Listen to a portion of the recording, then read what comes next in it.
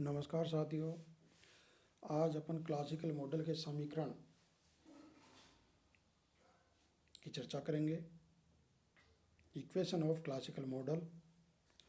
और इनमें सबसे पहले अपन उत्पादन फलन को लेते हैं। उत्पादन फलन का जो समीकरण होता है वो Q is a function of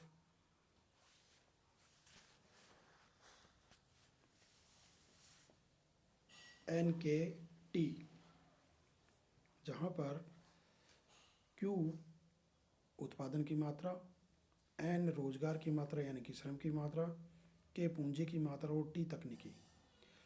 और इस समीकरण में यदि अपन पूंजी तथा तकनीकी के और टी को स्थिर रखकर श्रम की मात्रा को बढ़ाकर कुल उत्पत्ति पर प्रभाव देखा जा सकता है। अर्थात कहने का मतलब है कि इस समीकरण में अगर अपन के और टी पूंजी और तकनीकों को स्थिर मानते हैं तो क्यू और एन में सीधा संबंध होगा, यानी कि उत्पादन की मात्रा और रोजगार की मात्रा में सीधा संबंध होगा और समीकरण होगा Q is a function of N होगा। साथ ही यहाँ क्या है कि धन की जो सीमांत उत्पत्ति है वो भी धनात्मक होती है, अर्थात dy upon D N is greater than 0। और अब लेते हैं अपन श्रम का मांग फलन। श्रम का मांग फलन यानी कि देखिए, श्रम का जो मांग फलन होता है वो होता है dn इक्वल टू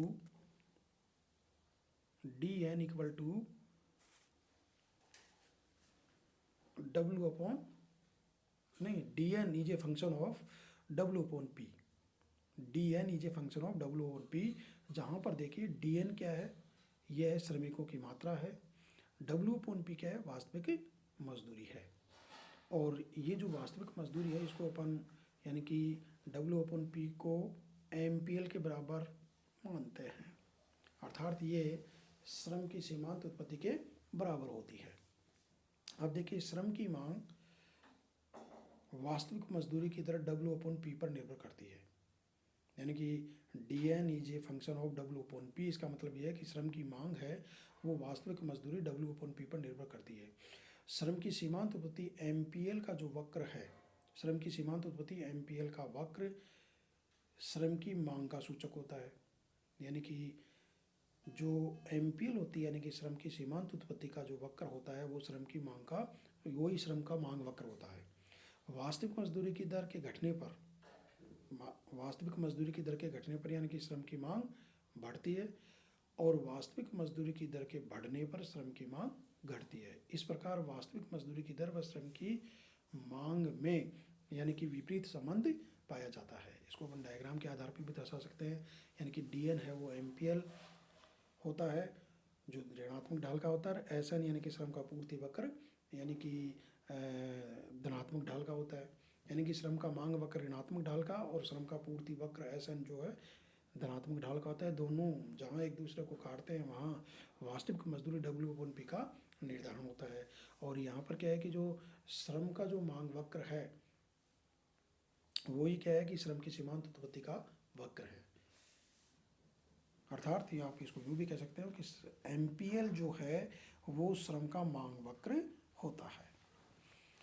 अगला जो समीकरण है वो है इसमें श्रम का पूर्ति फलन, यानी कि अपना अगला जो समीकरण है वो कौन सा है, श्रम का पूर्ति फलन। ये होता है SN is a function of W upon P, यानी कि श्रम का जैसे श्रम की जो मांग थी वो वास्तविक मजदूरी पर निर्भर करती थी, वैसे ही श्रम की पूर्ति भी क्या है कि वास्तविक मजदूरी W अपॉन P पर निर्भर करती है, यानी कि श्रम की पूर्ति भी वास्तविक मजदूरी की दर W अपॉन P पर निर्भर करती है। वास्तविक मजदूरी की दर के बढ़ने पर श्रम की पूर्ति बढ़ती है और वास्तविक मजदूरी की दर के घटने पर श्रम की पूर्ति घटती है, तो दोनों में सीधा और प्रत्यक्ष संबंध होता है। अगला जो है वो श्रम बाजार में साम्य को लीजिए आप। श्रम बाजार में साम्य का जो समीकरण होगा वो साम्य यानी कि dn इक्वल टू SN होता है। श्रम बाजार में साम्य यानी कि श्रम की शर्त क्या है, dn equal to SN। dn का मतलब श्रम का मांग वक्र और SN का मतलब श्रम का पूर्ति वक्र, यानी कि श्रम का मांग वक्र और श्रम का पूर्ति वक्र जहाँ दोनों बराबर होंगे या दोनों एक दूसरे को काटेंगे वहाँ साम्य स्थापित होगा। यानी कि जहाँ श्रम की मांग व श्रम की पूर्ति समान होती है वहाँ साम्य होगा तथा वास्तविक मजदूरी का निर्धारण होगा। और वहाँ पर जहाँ दोनों यानी कि श्रम का मांग वक्र और श्रम का पूर्ति वक्र एक दूसरे को काटेंगे वहाँ वास्तविक मजदूरी का निर्धारण होगा और अर्थव्यवस्था में पूर्ण रोजगार की स्थिति होगी। यदि कभी वास्तविक मजदूरी की दर घट जाती है, मान लीजिए कि कीमतें बढ़ जाएं, तो ऐसी स्थिति में कीमतें बढ़ने पर वास्तविक मजदूरी की दर घट जाएगी, तो क्या होगा कि श्रम की मांग श्रम की पूर्ति से अधिक हो जाती है, जिससे मौद्रिक मजदूरी बढ़ने की प्रवृत्ति लागू हो जाती है और वास्तविक मजदूरी का पुराना संतुलन पुनः स्थापित हो जाता है। इसी प्रकार यदि कभी वास्तविक मजदूरी की दर बढ़ जाती है, जैसे कीमतों के घटने पर, तो श्रम की मांग इसकी पूर्ति से कम हो जाती है, जिससे मौद्रिक मजदूरी में घटने की प्रवृत्ति लागू हो जाती है और पुनः वास्तविक मजदूरी का पुराना संतुलन स्थापित हो जाता है।